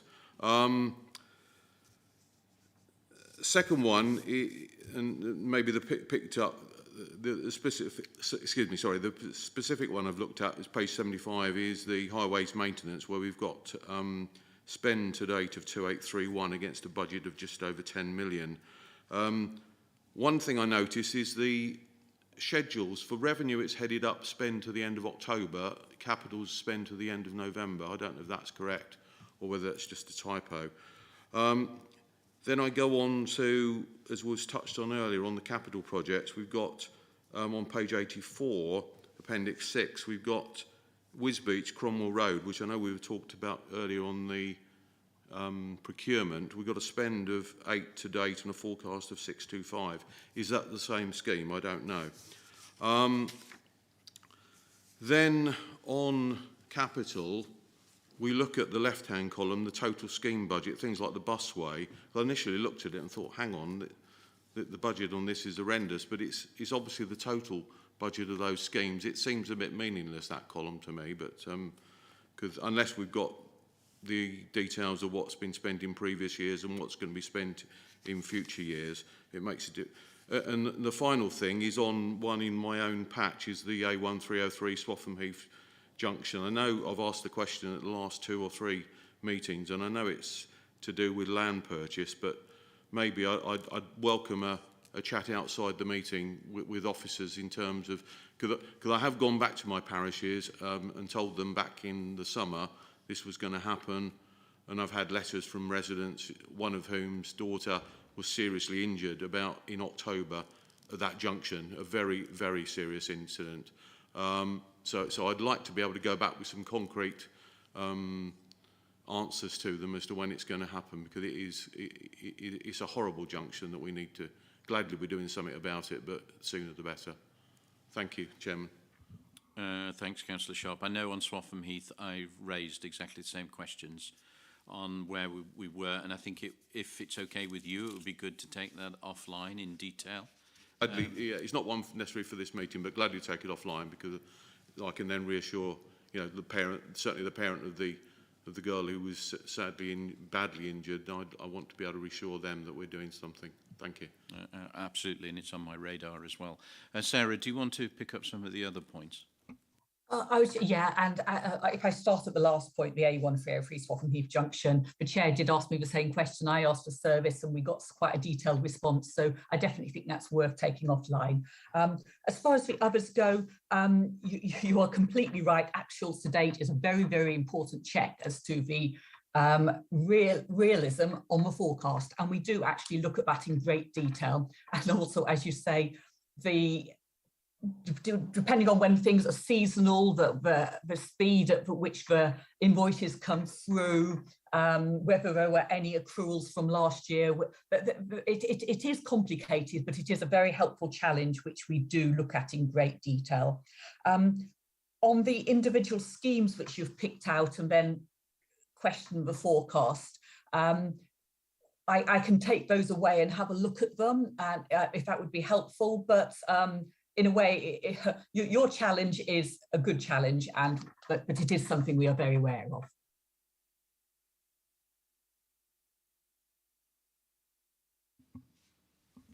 Sarah, I think you're still speaking, but actually we can't hear you at the moment. No, sorry, I finished.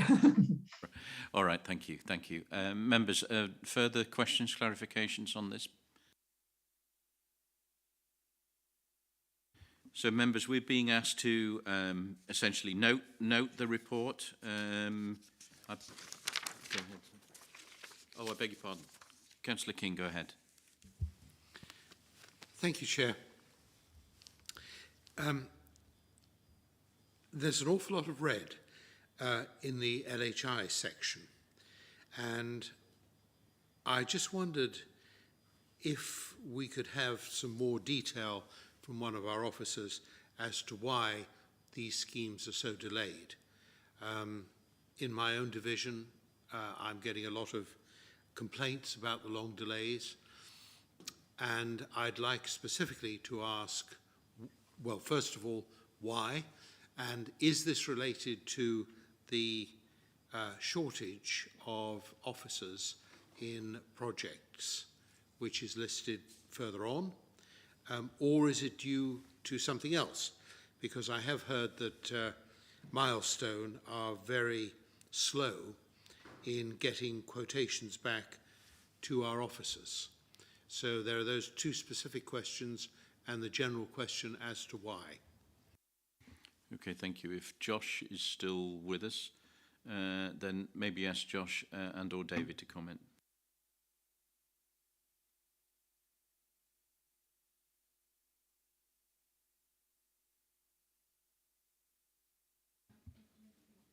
Sue, please, yes, go ahead. Yes, and I think that point was raised at the last meeting when Alex Deans was in the room, and he was very clear on the issue regarding Milestone and the quotes that were coming forward, and that wasn't an issue for the LHI projects specifically, and that we were moving them through. Obviously, because of the local consultation process on LHIs and that toing and froing of the sort of fine-tuning of the proposals moving forward, they do take a little bit longer. But there are a number of factors that do affect the progress of the LHIs, but we are well aware that we need to improve on that delivery cycle and be more, I think, clearer in the expectations of when schemes will be delivered, so we can manage that process through with the public on board as well. We've also had some issues with the safety audits, and that is a capacity issue, and the amount of safety audits that we've got going through. But I'll just ask David if you wanted to come in on that. Yeah, absolutely. So a road safety audit is an important step in any highway schemes, either through the LHI or developer proposals, and we have had quite a list to get through. In December, we launched a restructure of the team, specifically with the purpose, or a key driver for that was to create that capacity, and that's progressing well. So we've this is one aspect of the issues, but it's one that's moving forward positively, and I look forward to that wait time and list on road safety audits ever reducing. Go ahead, Councillor King. Well, with respect to our officers, I don't find either of those two answers particularly convincing, I'm afraid. I'm looking at the chart, and we're currently running, according to this, or we were a short time ago, with a 54.5% vacancy rate in project delivery. Now, is that having no effect on our ability to deliver these projects?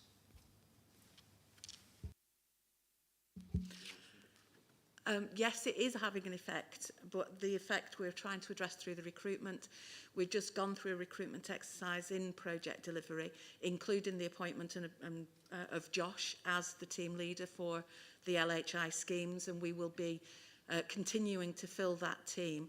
So yes, there are pressures, sorry. I didn't want to disregard it as being a pressure on us as a service to deliver. It is a pressure on the man hours that we've got available, but we do have a structure in place that we are now populating through recruitment to address that issue.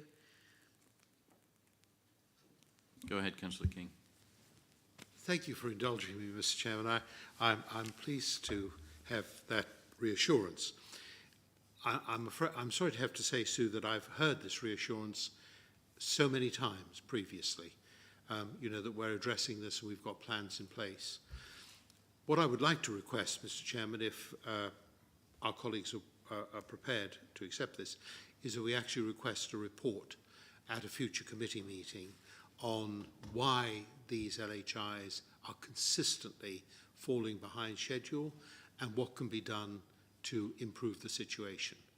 I think that we've got to try and get to the bottom of this because, you know, all of us, I'm sure, as local members, constantly get complaints about the long delays.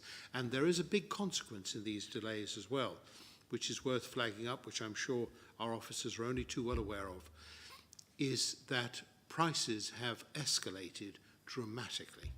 So because these schemes were not delivered in a timely fashion, the prices for all of them has gone up. And my parishes are getting asked to contribute more money in order to get a scheme delivered because the prices have gone up so much. This is not satisfactory, and it's not the way we should be run as a local authority. So I would like to respectfully request that we get a report on a future agenda, on the agenda plan for future committee meeting. Thank you. Yeah, I think that's a very reasonable request. I too have asked questions about our progress on LHI.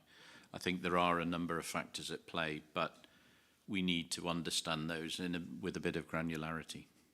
I agree. Okay, members, other questions, please, or clarifications? So we are asked to review, note and comment on the report, which I think we have done. So thank you very much for your inputs.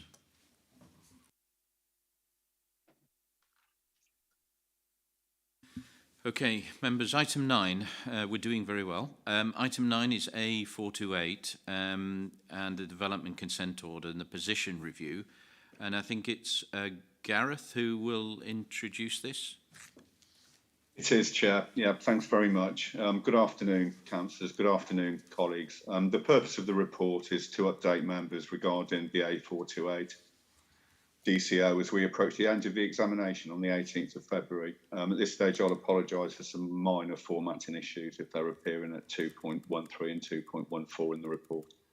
A bit of history. You're aware that members agreed in principle to support the scheme in July 21, and this paper sets out the respective positions of the County Council, joint authorities and National Highways position. National Highways supplied the text themselves directly for the report and were asked to attend today to take any questions. Unfortunately, nobody from National Highways was available. Bear in mind, it is deadline 9 today of the A428 examination, so I think they've probably got a relatively genuine excuse. But officers have requested some further clarification about some of the points that National Highways have stated within the report, specifically equestrian use of NMUs. I think officers feel there's still some disagreement on the maps that were appended at the back of the report, and we're requesting some further clarification on the BNG, the biodiversity net gain statement in 2.33. But in general, progress has been good. The paper reassures members that divergence on key matters is being addressed and progress is being made. And I think the best measure of that are the most recent comments by the examiner from the 14th of January regarding traffic monitoring and detrunking 2.7 and 2.19 respectively, where the examiner wholeheartedly supported our position and requested further actions from National Highways. And that's really a result of robust representation by officers, and I think officers should be recognised both during the examination and outside for going the extra mile with this project. Just a couple of examples of progress. 2.13, you'll note that National Highways have made a number of concessions on highways design, road width specifically. There have been concessions within the DCO itself which aren't in the report because they've only been agreed in the last couple of days. Articles 13 and 14 in the draft DCO, we've had concessions around certification and standards at handover and detrunking. So a substantiated role for the council in the approvals process. And another success, I think, is reflected at 2.2.2, a commitment from National Highways of a £500,000 investment for feasibility studies on 4 NMUs. A couple of examples of where collaboration is ongoing. We're still working on some detail issues around MNUs. There's been a meeting today and those are continuing up until deadline, and we're still expecting some additional information from National Highways around their carbon offsetting strategy. So a bit more work to do there, but we're confident that we will come together. And just to conclude, so next steps, as I say, with the examination draws to a conclusion, I think on the 18th of February, there's then a 3-month decision period by the examiner, and then a 6-week appeal process. So probably looking at the beginning of July before we get a definitive outcome. We've started to look at legacy already, so we're on the front foot. We've proposed a strategic approach to legacy management. We're negotiating a programme of work with National Highways, and that's really just to reassure members that we can hold National Highways to their commitments at this stage of the project post DCO. So I think there is some concern that we need to monitor commitments against some sort of framework. Lessons learned, so we continue to build our knowledge centre to inform future good practice, particularly important given that DCOs are still so novel. And finally, I'd just like to recognise the support of the chair and the vice chair and the senior managers in the approval process. I think we're up to deadline 10 already, and the speedy responses have been really helpful in just complying with what's been a fairly relentless DCO process. So thank you, Chair. I think that's it from me on summary. Happy to take any questions. Thanks, Gareth, and thanks for all your work and the work of officers, because it's an enormous amount of work with very tight deadlines. Councillor Smith. Thank you, Chair. Apologies if you've mentioned it, and yes, everybody's doing a lot of work, which is appreciated. But I would like to know for certain what measures we've got in place that will help protect villages when, say, like rat running happens, because they shouldn't have to wait for a weight limit to be put in if they're getting problems because of the A428 being upgraded. So I'd like to know what measures, we should know roughly now what measures we could put in place immediately, and also with the protection of, that's the protection, and also the repairing of any damage done to our existing network. Basically, I'd like to know, I've raised it before and I'll raise it again, but I'd like to know those are being catered for. I don't really want to wait for residents, they're suffering and then they have to wait. We need to have measures in place. Gareth, would you pick up those points? Certainly, many thanks, Councillor Smith. Certainly with regards to rat running, there are measures being agreed. I think there's reference in the report to diversion management. So we've been very robust in our representations with National Highways around rat running, and we can reassure members that there are measures in place. If you want more detail, we can have an offline conversation with the technical specialist on the programme, so happy to do that. And with regards to repairing of the network, again, I'd need to defer to the technical lead on that work stream. So Councillor Smith, more than happy to take that offline. Okay, thank you. As long as it's all being catered for, and then we're not going to be left with we can't get roads repaired that have been damaged. Absolutely. No, that's fine. Really, really important point. Councillor Ferguson, then Councillor Milnes. Thank you, Chair. Thank you to officers for their robust challenge to National Highways. I must admit, though, there's a number of concerning items in this report And I think that lots of it raises more red flags or more questions than it answers. So I've got a couple of questions.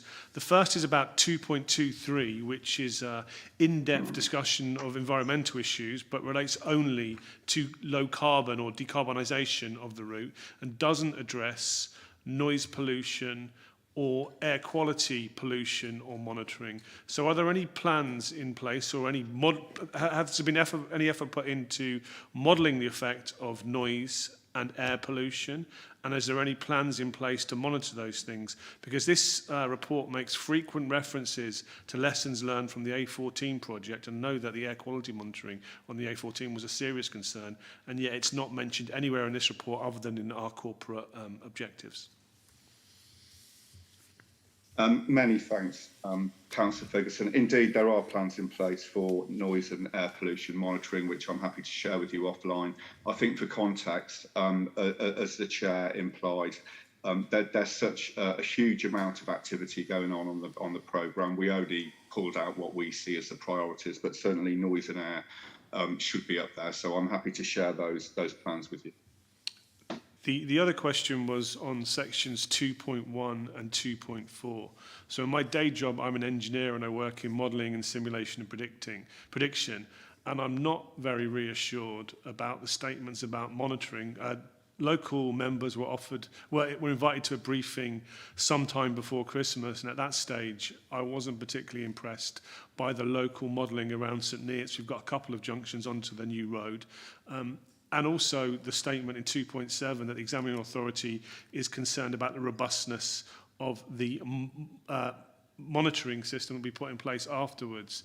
I'm just concerned that if we're not, this is a £500 million project, and if we haven't finished our calculations to predict the impact of the road on local communities, including St Neots and including the rural villages that were mentioned earlier, that we're going to get in a mess later on. So I think it's really important to have those things robustly in place and to have local members understanding what the impacts are going to be, or the predicted impacts are going to be on their local communities. Yeah, many thanks in response. Absolutely agree. Those mitigations are in place. I will ask our modelling manager just to produce a note, just for clarification. There have been some updates. Those conversations are ongoing. And I have got a bit more technical detail, which I won't share with you at the moment, but I certainly can offline. That's great. Councillor Mills. Thank you. At last week's meeting, I was challenging National Highways again over LTN 120 and their resistance to adopt those guidelines in this project. They've told me they would reply to my question about whether it would actually adhere to previous guidelines, because there seemed to be a suggestion that it was a timing issue, and the project has started before they were able to adopt the new standard. But I didn't get a real answer. What I did get was an indication that designated funds would be available effectively for us or other authorities to apply for, to effectively supplement what they'd admitted to do. Can we just get some clarification over what that process is and how much money we might be able to apply for under such designated funds? Thank you.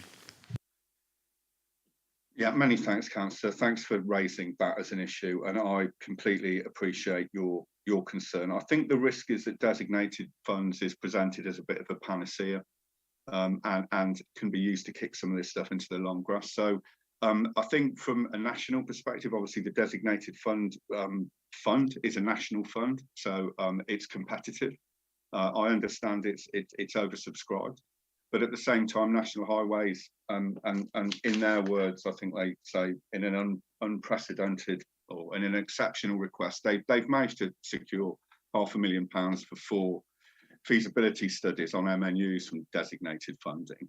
And there is talk about designating funding for some ecology wetlands and some other references to designated funding, which goes back to my point, I think, about some sort of framework to manage and monitor these legacy commitments, including designated funding, because it sounds somewhat like jam tomorrow, but I just need to, I think we just need to ensure that we've got a framework in place to make sure National Highways are delivering against a number of legacy commitments, a significant one of which is the use of designated funding.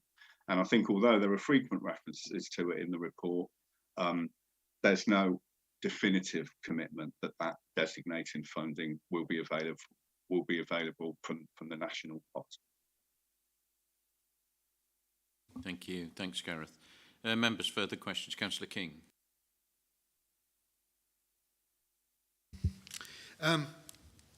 Just to follow on from Councillor Smith's question about what is going to be done to prevent rat running, there has been a certain reluctance in the past for the County Council to use temporary weight restrictions. I'd like an assurance that this reluctance has gone, because I know they're not a silver bullet, but they can help. So I would like that assurance first. And my second request relates to section 2.20, non-motorised users. There is a local access forum meeting coming up towards the end of February, and I find what is in the report very confusing as to what actually is going to happen. And I did understand you to say that this was a bit of a work in progress. So do you think before the end of February, say middle of February, you could circulate a simpler explanation of what's happening, and perhaps a finalised one to the members of this committee and also to the members of the Local Access Forum? Thank you. Absolutely, Councillor. Can I just clarify that you'd like the report to specifically focus on MNUs, or is it a more broader position update on the A428? Sorry, I couldn't hear that.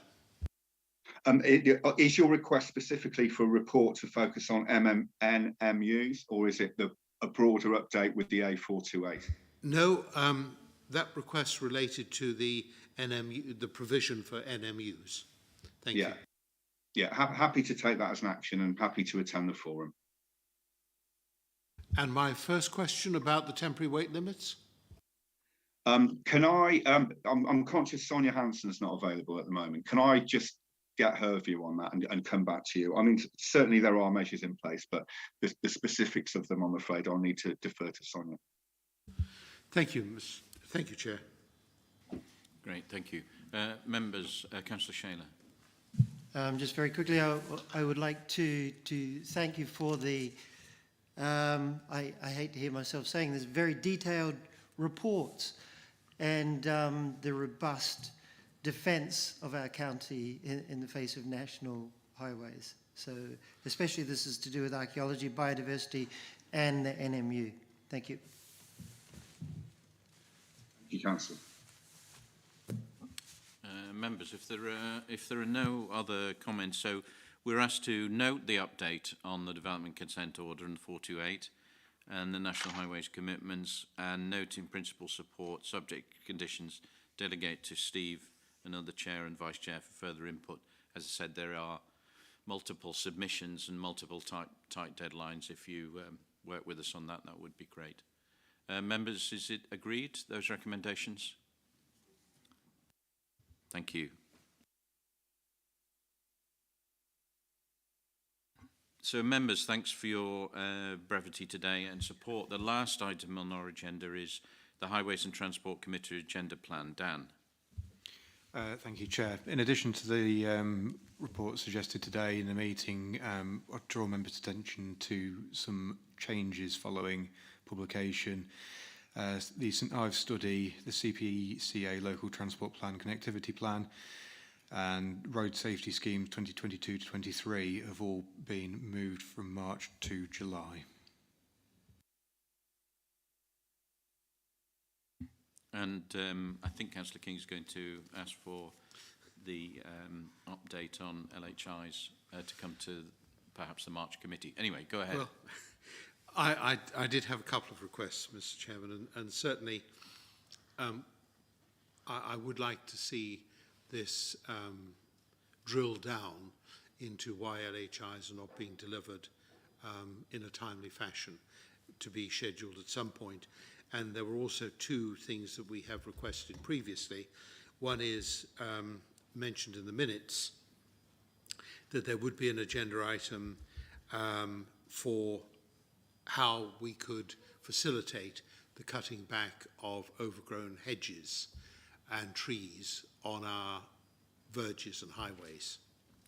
And the second one was appropriately relating to the impact of HGVs during major road closures and what could be done to reduce that impact.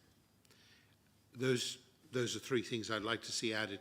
If we can't identify a particular date at this stage, could we perhaps have a separate line on the agenda plan which says something like to be tabled or to be scheduled?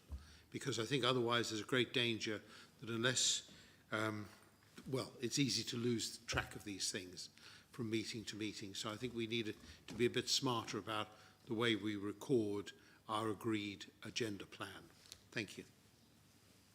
Thank you, thank you. And we will make a decision at a future date on the reserve date. I suspect the reserve date is in Purda, so we may be a little bit restricted what we can cover. But anyway, that's noted, Councillor King. Members, any other comments and suggestions on the forward agenda plan? Dan, do you have anything else? No? Councillor Beckett. Can I suggest another one later in the year on 20-mile-per-hour zones in relation to newly adopted roads and our approach to newly adopted roads in general? Okay. Makes sense, especially with all the development going on in Cambridgeshire. Yeah. Okay. Members, I really appreciate your contributions and your brevity. My toes are pretty cold. I don't know about other people. I'd like to thank the officers for all their inputs. Thank you for being so prompt so we could start, and safe journey home. Thank you.